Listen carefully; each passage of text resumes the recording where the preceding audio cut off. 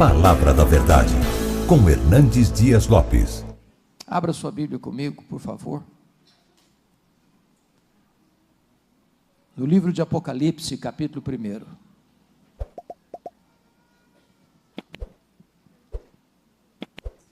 Vamos fazer leitura a partir do verso 5, a parte B, até o verso 18. Apocalipse capítulo 1, versos 5 a 18, começando na parte B.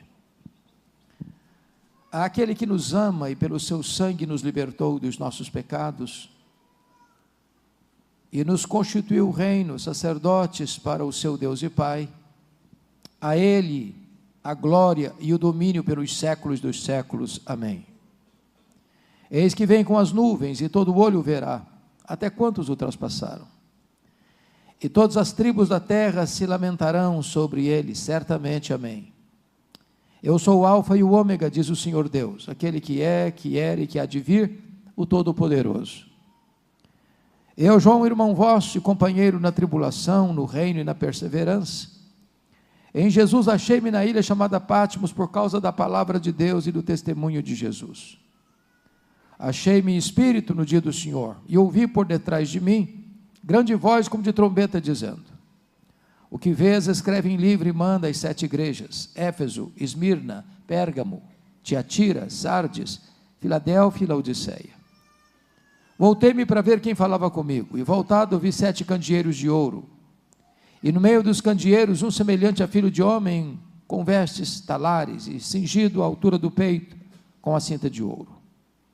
A sua cabeça e cabelos eram brancos como alva lã, como neve, os olhos como chama de fogo, os pés semelhante ao bronze polido, como que refinado numa fornalha, a voz como voz de muitas águas. Tinha na mão direita 7 estrelas, e da boca saía-lhe uma afiada espada de 2 gumes. O seu rosto brilhava como o sol na sua força. Quando o vi, caí a seus pés como morto. Porém ele pôs sobre mim a mão direita, dizendo: não temas, eu sou o primeiro e o último, e aquele que vive. Estive morto, mas eis que estou vivo pelos séculos dos séculos, e tenho as chaves da morte e do inferno. Amém. Meus amados, quando o apóstolo João escreveu estas palavras, já no final do 1º século, a igreja primitiva estava vivendo os seus dias mais difíceis, mais sombrios, mais dolorosos. Aliás, o 1º século foi marcado por muito sofrimento, e os cristãos foram presos, açoitados, torturados, queimados vivos, crucificados, jogados às feras.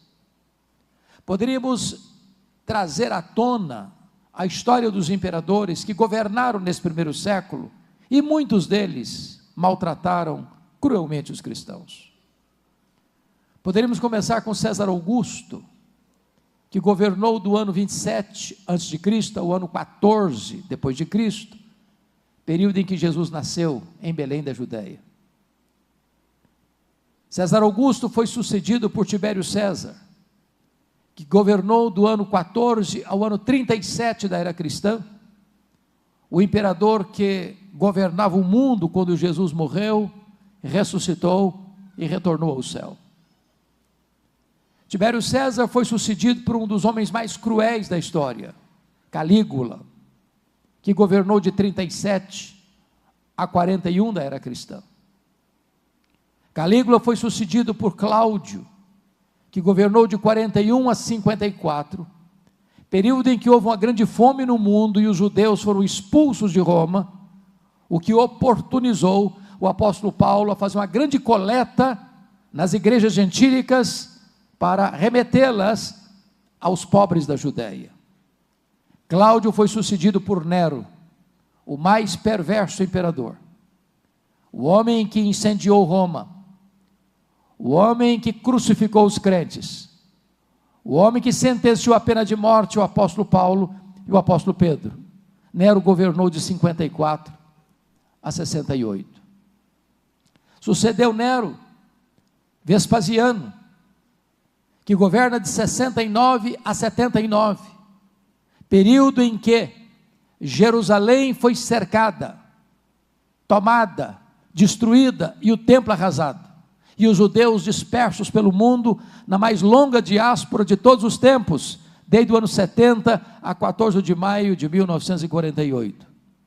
No governo também de Vespasiano, exatamente no mesmo ano que Jerusalém foi tomada, no ano 70, foi inaugurado em Roma o Anfiteatro da Morte, o Coliseu Romano, onde numa festa de inauguração de 100 dias, mais de 10 mil cristãos foram mortos com requinte de crueldade. Vespasiano foi sucedido por Tito Flávio, que governa de 79 a 81, o mesmo homem que destruiu Jerusalém, agora domina o Império Romano. Tito Flávio foi sucedido por Domiciano, que governa de 81 a 96, sendo este o primeiro imperador da história a arrogar para si o título de Senhor e Deus. Foi este imperador que deportou o apóstolo João, então pastor em Éfeso, capital da Ásia Menor, para uma colônia penal, para a ilha vulcânica do Mar Egeu, para a ilha de Patmos. É digno de destaque que, a essas alturas, quando João escreve essas palavras, todos os outros apóstolos já estavam mortos, e mortos pelo viés do martírio. A intenção de Domiciano, certamente, era calar a voz do último apóstolo de Jesus, e jogar uma pá de cal na igreja tão sofrida. Mas é importante destacar, que quando os poderosos deste mundo pensam que eles estão no controle, eles estão errados. Porque quando todas as portas se fecharam para João, na terra, Deus abriu uma porta no céu, e disse: sobe para aqui, e eu te mostrarei não as coisas que talvez aconteçam, eu te mostrarei não as coisas que podem acontecer, eu te mostrarei as coisas que devem acontecer. Quem tem o controle da história é o Senhor Deus Todo-Poderoso. Ali não era o fim. A ilha vulcânica do Mar Egeu era o começo de uma grande revelação de Deus, onde ele mostraria que a vitória é de Cristo e da sua igreja. Era um dia de domingo, era o dia do Senhor, quando João escuta atrás dele uma voz como de trombeta, dizendo: o que vês, escreve em livro e manda às 7 igrejas, Éfeso, Esmirna, Pérgamo, Tiatira, Sardes, Filadélfia e Laodiceia. Quando ele se volta para ver quem falava com ele, ele não vê quem falava com ele a princípio, ele vê as 7 igrejas, e no meio das igrejas, um semelhante a filho de homem. Quem é este que estava no meio das igrejas? Quem é este que está aqui no meio desta igreja nesta noite? Esse é tudo em todos, tudo na história, tudo na eternidade, tudo na terra, tudo no céu, tudo na igreja, tudo no mundo, tudo no Antigo Testamento, tudo no Novo Testamento. Ele é o centro da Escritura. Ele é a semente da mulher, ele é o descendente de Abraão, ele é o cordeiro da Páscoa, ele é a coluna de nuvem, ele é a coluna de fogo, ele é o maná que caiu do céu, ele é a água que brotava da rocha, ele é simbolizado pelo tabernáculo, ele é simbolizado pela arca da aliança, ele é simbolizado pelo templo, ele é simbolizado pelas festas, ele é simbolizado pelos sacrifícios, tudo apontava para ele. Ele é o Cordeiro de Deus que tira o pecado do mundo, ele é o verbo que se fez carne, ele é aquele que andou por toda parte fazendo bem e libertando os oprimidos do diabo, ele é o pão da vida, a luz do mundo, a porta das ovelhas, o bom pastor, a ressurreição e a vida, o caminho, a verdade e a vida, a videira verdadeira. Ele é o alfa, ele é o ômega, ele é o princípio, ele é o fim, ele é o Senhor dos senhores, ele é o Rei dos reis. Este é Jesus a quem adoramos nesta noite.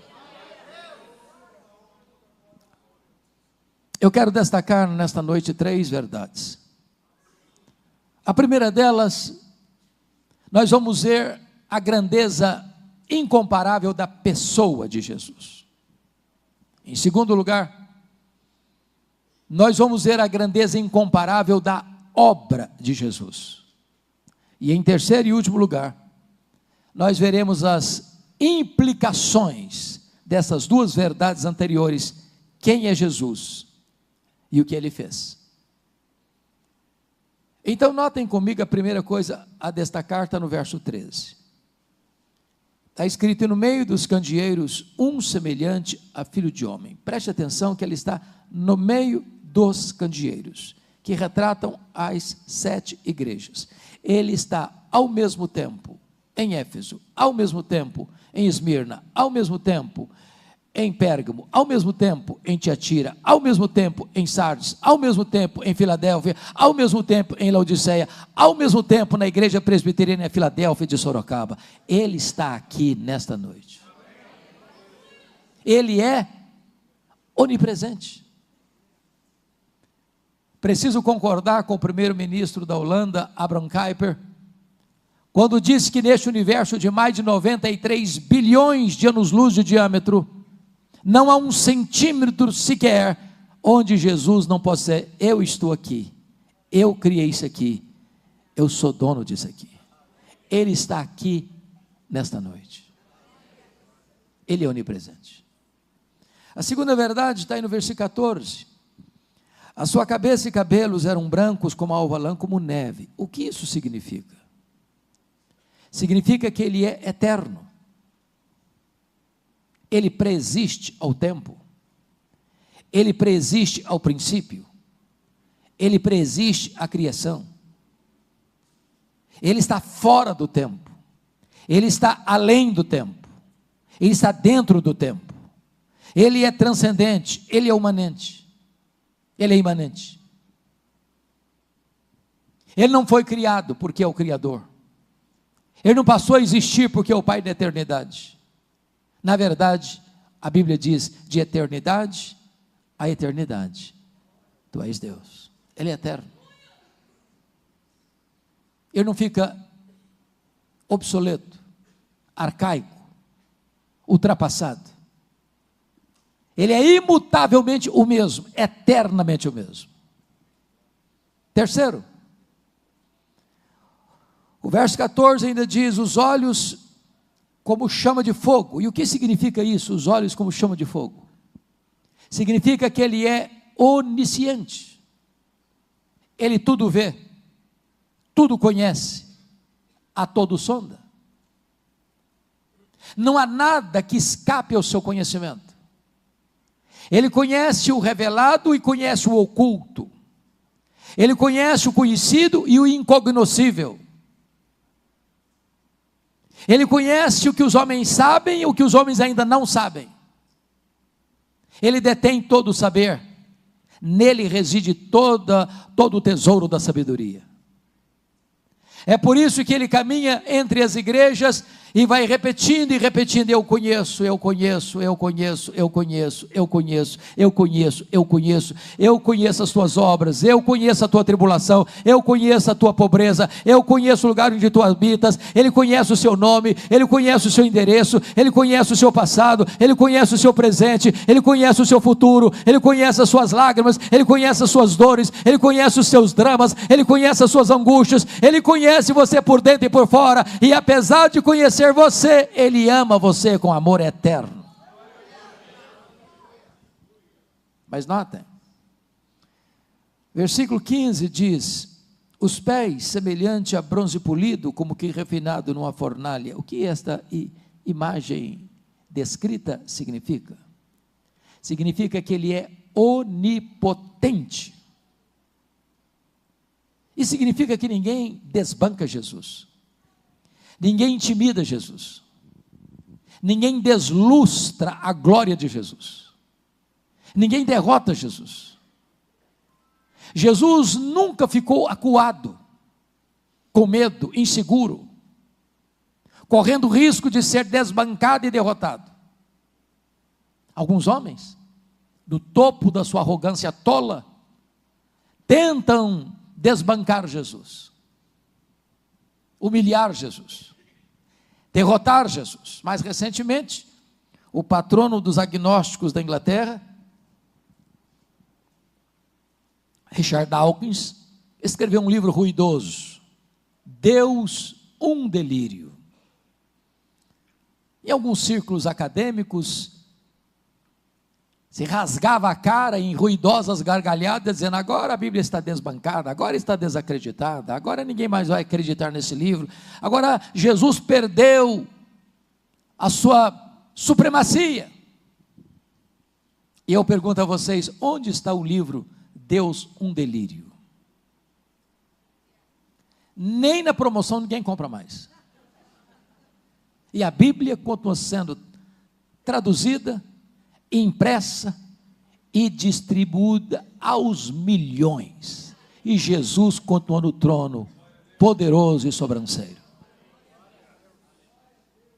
O Carnaval Brasileiro de 2025 fez apologia ao diabo na maioria das escolas de samba.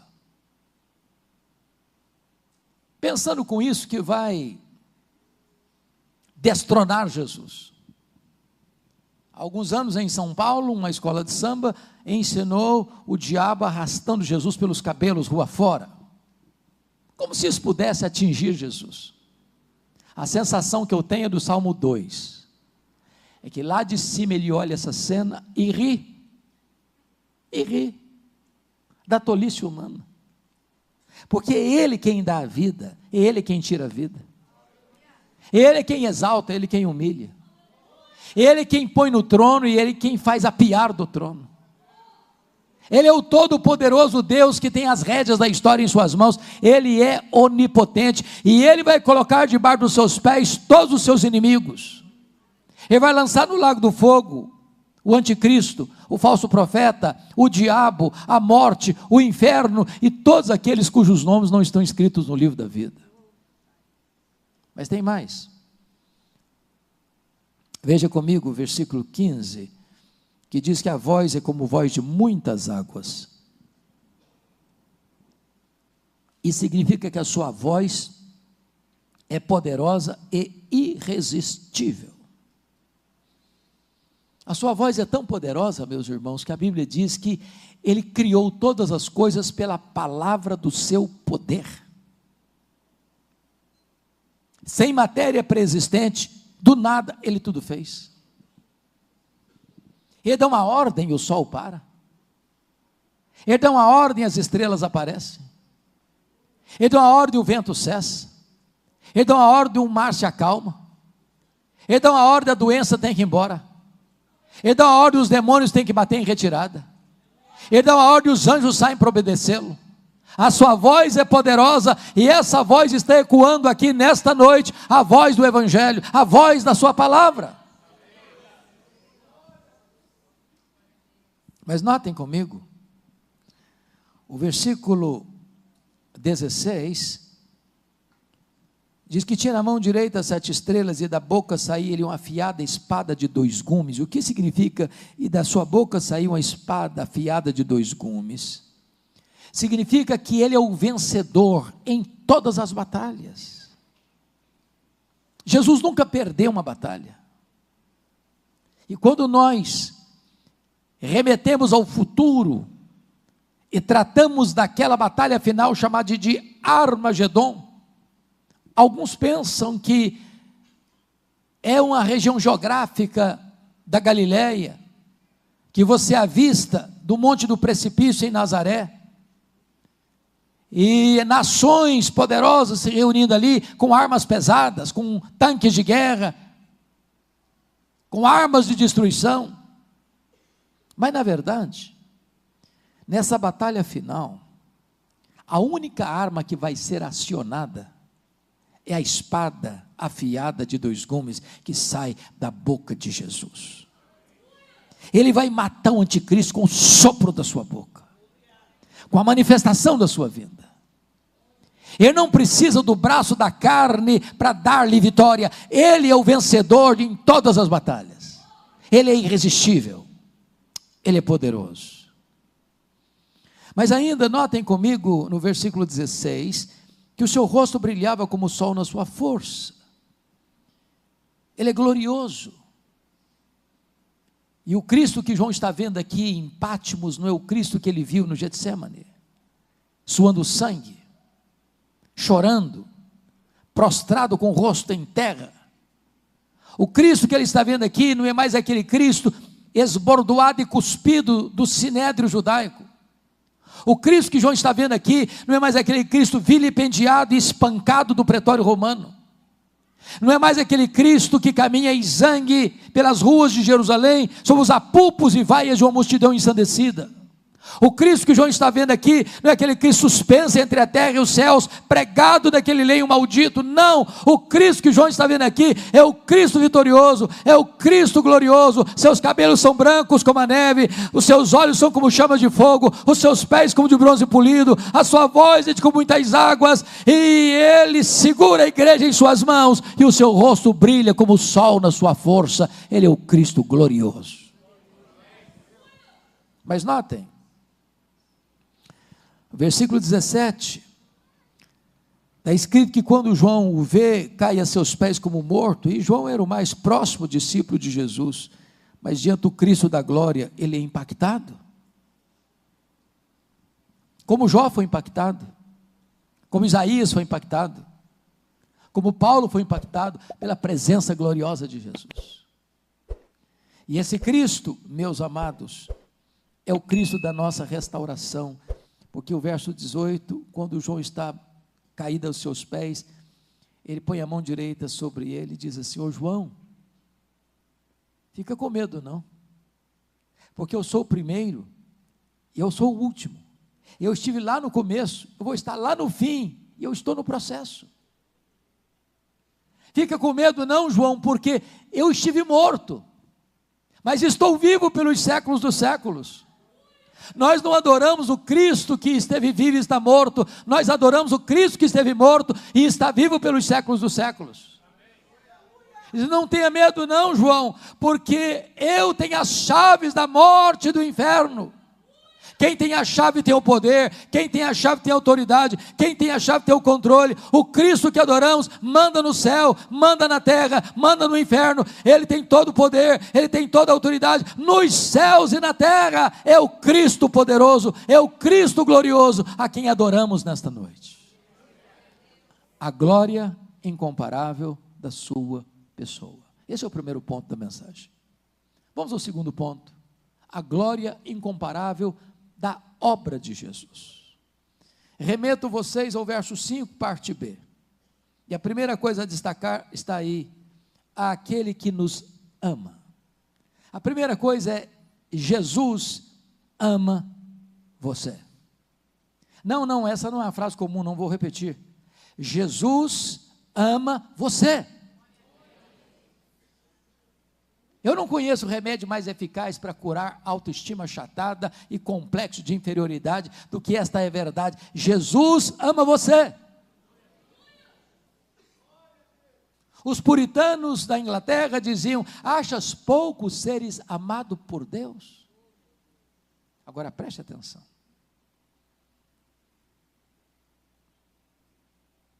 Às vezes, as pessoas nos amam porque elas não nos conhecem totalmente.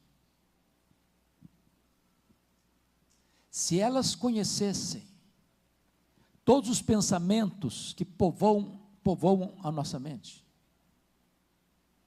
talvez fugiriam de nós, chocadas, escandalizadas. Mas Jesus conhece você por dentro e por fora. Ele conhece os seus pensamentos, Ele conhece as suas palavras antes que elas cheguem à sua boca.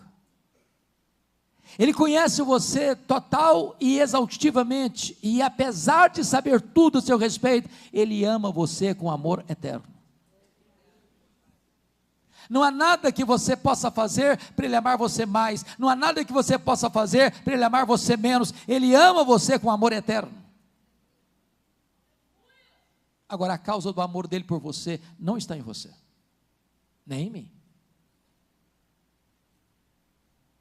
Ele nos ama não por causa dos nossos méritos, mas apesar dos nossos deméritos. Ele não nos ama por causa das nossas virtudes, mas apesar dos nossos pecados. A causa do amor dele por nós não está em nós, está nele mesmo. O amor dele, diz a Bíblia, é abundante porque é derramado pelo Espírito Santo. O amor dele é imerecido porque nos amou quando éramos fracos, ímpios, pecadores e inimigos. O amor dele por nós é provado porque Deus prova o seu próprio amor para conosco pelo fato de ter Cristo morrido por nós, sendo nós ainda pecadores. Então nunca duvide que Jesus ama você, porque ele não escreveu em letras de fogo nas nuvens, eu te amo. Ele esculpiu na cruz do Calvário, eu te amo. A segunda verdade, ou a segunda obra que precisa ser destacada, está no verso 5 ainda, que diz assim: e pelo seu sangue nos libertou dos nossos pecados. Então, a primeira verdade é que ele ama você. A segunda verdade é que ele morreu por você. Ele deu a sua vida por você.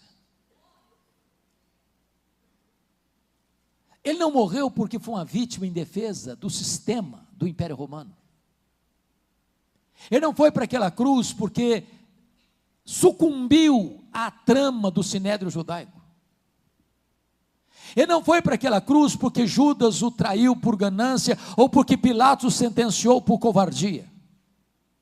Ele chegou a dizer: ninguém tira a minha vida de mim, eu, pelo contrário, espontaneamente a dou. Ele não foi para aquela cruz esperneando, ele caminhou para a cruz como um rei caminha para a sua coroação. Ele morreu propositadamente pelos nossos pecados, para nos libertar do pecado. Implica, portanto, que pecado escraviza. A Bíblia diz que quem pratica o pecado é escravo do pecado.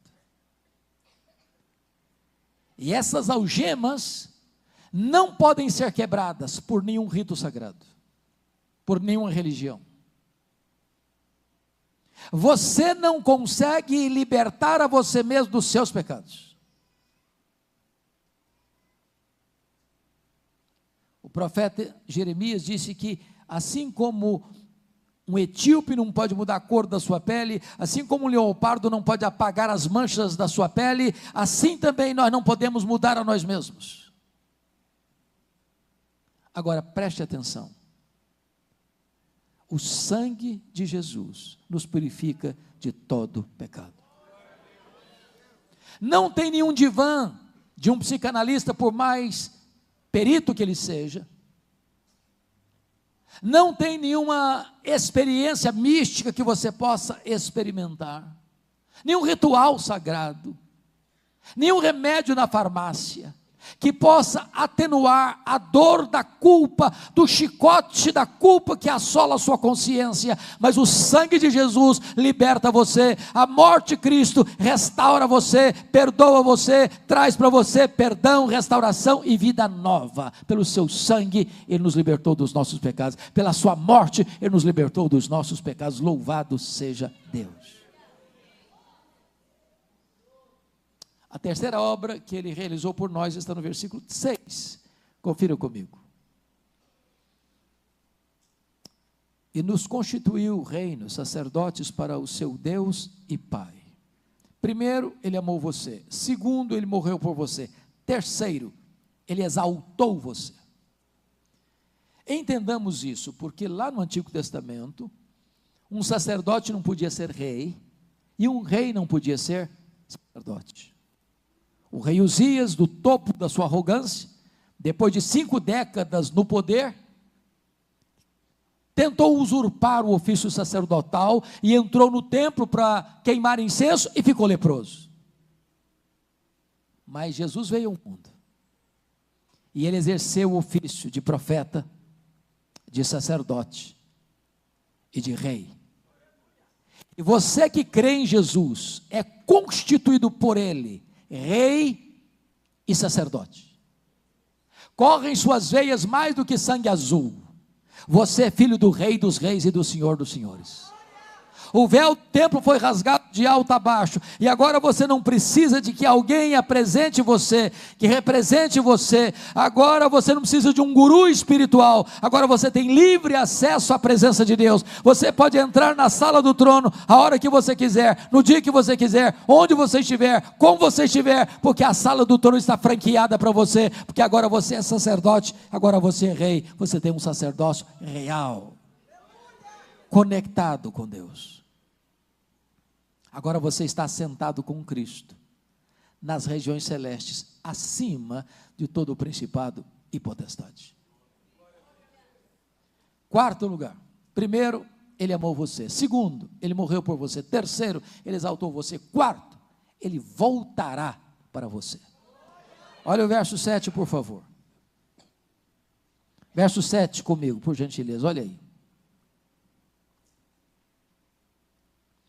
Eis que vem com as nuvens, e todo olho o verá. Irmãos amados, nós já cantamos isso aqui hoje. Nós aguardamos a volta de Jesus. Na ponta dos pés clamamos: Maranata, ora vem, Senhor Jesus.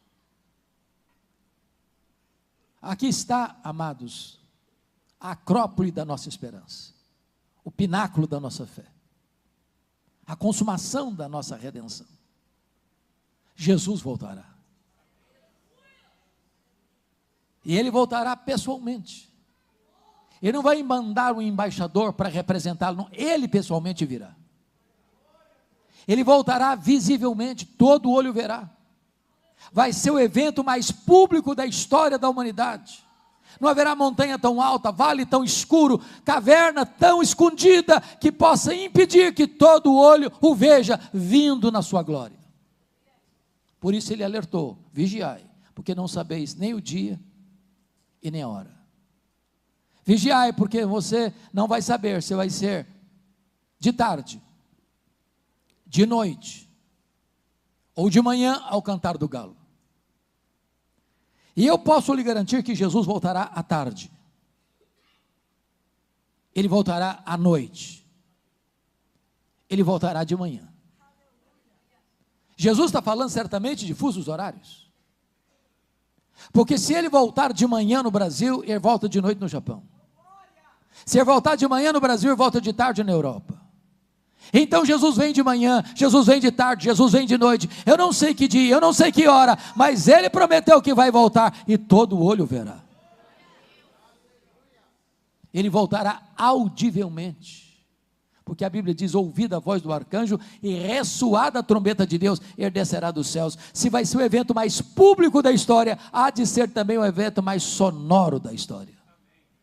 Ele voltará ainda repentinamente, porque vai ser como um relâmpago que risca os céus do oriente ao ocidente, vai ser como abrir e fechar de olhos. Portanto, prepare-se, porque naquele dia não vai ter mais chance de se preparar. Ou você tem azeite na sua lamparina, ou você não entrará na sala das bodas do Cordeiro. Ainda Ele voltará inesperadamente. Vai ser como ladrão, que não manda um WhatsApp dizendo para você: prepara um pão de queijo, porque eu estou chegando tal dia, tal hora na sua casa. Ele chega inesperadamente. Na linguagem do apóstolo, do Senhor Jesus Cristo, no sermão profético, vai ser como nos dias de Noé, onde as pessoas compravam, vendiam, casavam e davam-se em casamento, até que chegou o dilúvio, e era tarde demais. E eu pergunto a vocês: que mal há em comprar e vender? Que pecado existe em casar-se e em dar-se em casamento? O que Jesus quis enfatizar? O que Ele quis enfatizar é que o mundo vai estar, a roda do mundo vai estar girando, o comércio vai estar aberto, as indústrias vão estar funcionando, os aviões vão estar decolando, os carros vão estar saindo da garagem, as crianças estão indo para a escola, os homens e mulheres estão indo para o trabalho, as pessoas estão marcando o casamento, as pessoas estão construindo a vida, o mundo vai estar acontecendo, e é nessa azáfama, é nesse movimento que Ele vem, inesperadamente. Prepare-se, portanto, para encontrares com o Senhor teu Deus. Mas Jesus voltará, meus amados, finalmente, de forma gloriosa e vitoriosa. E diz a Bíblia que ele vem, se assenta no trono, julga as nações, coloca todos os seus inimigos debaixo dos seus pés e entra para as bodas do Cordeiro com a sua igreja, enxugando os nossos olhos toda lágrima, fazendo cessar para sempre a dor, o sofrimento, o luto, e nós estaremos com ele, contemplando a face dele, servindo a ele e reinando com ele para sempre e sempre e sempre. Esta é a gloriosa obra de Jesus. O último ponto da nossa mensagem, o terceiro ponto, são as implicações dessas verdades anteriores. Primeira implicação: então você não precisa ter medo da vida, pois ele disse: eis que eu estou vivo pelos séculos dos séculos. Tem muita gente hoje ainda, meus irmãos, com medo da vida, não suporta a vida. Tem muita gente entupindo as veias de drogas porque não aguenta a vida. Tem muitas pessoas se embriagando nas esquinas porque não aguenta o peso da vida. Tem muita gente flertando com a morte, saltando nos braços do suicídio porque não aguentam a vida. Mas no dia que Jesus entra na sua história e entra na sua vida, a vida passa a ter sabor, porque viver é um privilégio. Você pode afirmar: este é o dia que o Senhor fez, alegremo-nos e regozijemo-nos nele. Você precisa amar a vida, sentir o sabor da vida, porque ele veio para trazer vida, e vida em abundância, e ele tem para você a própria vida eterna. Você precisa ter medo da vida. Segundo lugar, segunda implicação: então você não precisa ter medo da morte. Foi ele quem disse: eis que eu estive morto, mas estou vivo pelos séculos dos séculos. Se a morte é o rei dos terrores, Jesus é o rei dos reis. Ele venceu a morte, ele matou a morte, ele arrancou o aguilhão da morte, ele ressurgiu inaugurando a imortalidade, e ele é a ressurreição e a vida, e quem crer nele nunca mais morrerá eternamente. Terceira implicação: então você não precisa ter medo do desconhecido. Me permita explicar esse ponto. Uma pergunta diagnóstica: quem no auditório aqui hoje tem certeza da sua salvação em Cristo Jesus? Levante a mão. Bendito seja Deus. Então você tem certeza do céu, que a sua pátria é o céu, e você tem garantia disso, e graças a Deus que pode ter mesmo. E não obstante isso, você e eu não sabemos o que vai nos acontecer, do ponto de vista humano, daqui a 5 minutos. Pastor Júnior não tem garantia de que no próximo culto público desta igreja, todas as pessoas que estão nesse auditório estarão vivas. Nós não enxergamos no escuro, nós não enxergamos na curva. O que eu quero dizer com isso é que quando João foi levado para aquela ilha, o cenário era muito sombrio, parecia o fim. Ele já estava velho, seus pares já tinham morrido, todos martirizados, os crentes estavam sendo queimados vivos, jogados às feras, crucificados, a terra estava bêbada de sangue dos mártires cristãos. Parecia que seria o ocaso da história da igreja. Mas de repente, ele escuta uma voz dizendo: sobe para aqui. E quando ele, numa visão, sobe para o céu, ele vê alguém sentado no trono. O Todo-Poderoso Deus. Aquele que é santo, santo, santo. E ele vê um livro escrito por dentro e por fora, na mão daquele que está sentado no trono, e uma pergunta é feita: quem é digno de abrir o livro e desatar os selos? E essa pesquisa é feita no céu, na terra e debaixo da terra, e ninguém foi encontrado digno de abrir o livro, nem mesmo olhar para ele. E João chorava muito, até que escuta uma voz de um ancião: chores, eis que o leão da tribo de Judá, a raiz de Davi, venceu para abrir o livro e desatar os selos. E então Jesus, o leão da tribo de Judá, o Cordeiro de Deus, que morreu para comprar com seu sangue os que procedem de toda tribo, raça, povo, língua e nação, tomou o livro, abriu os seus selos, as trombetas foram tocadas, o quarteto do mal se levanta, as taças da ira de Deus são derramadas, o quarteto do mal é quebrado e derrotado, e o Cordeiro de Deus, Jesus, o Verbo eterno, vem com grande glória e poder para julgar as nações, para vencer os inimigos e para reinar com a sua igreja. O desconhecido para João era conhecido de Deus, o que você não conhece, Deus conhece, e Ele está com você nas curvas da história, nas noites escuras da história. Você não precisa ter medo do desconhecido, porque Jesus está dentro do desconhecido. Finalmente, você não precisa ter medo da eternidade, porque Ele diz: eis que eu estou vivo pelos séculos dos séculos. Quando os milênios rolarem nas dobras do futuro, Ele, Jesus, estará lá conosco. Será o nosso prazer, o nosso deleite, a nossa recompensa. Nós o veremos, nós o serviremos, e nós reinaremos com Ele para sempre e sempre. Nós moraremos nele e Ele habitará em nós.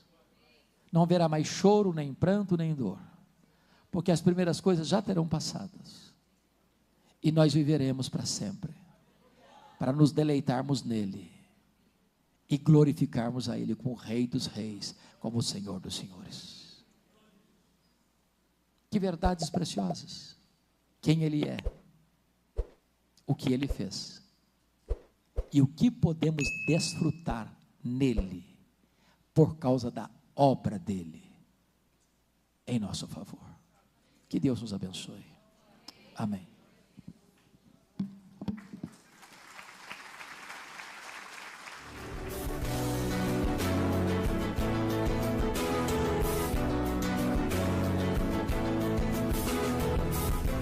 Palavra da Verdade, com Hernandes Dias Lopes.